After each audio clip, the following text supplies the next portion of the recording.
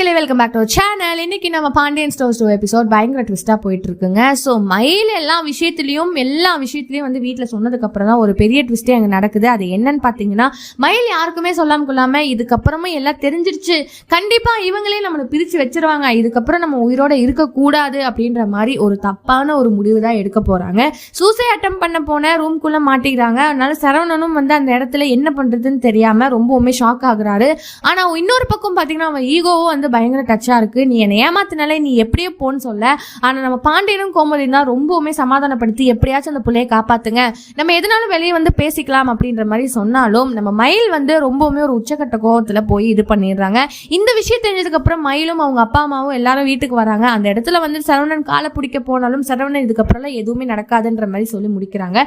So இனி அடுத்த கட்டத்தில் எப்படி முடிக்க போறாங்கன்னு தான் நம்ம பொறுத்து பார்க்கலாம். இதை பத்தி நீங்க நினைக்கிறீங்க? மறக்காம லைக் பண்ணி ஷேர் பண்ணி கமெண்ட் பண்ணிடுங்க. அப்படியே சப்ஸ்கிரைப் பண்ணிடுங்க. பாய் பாய்.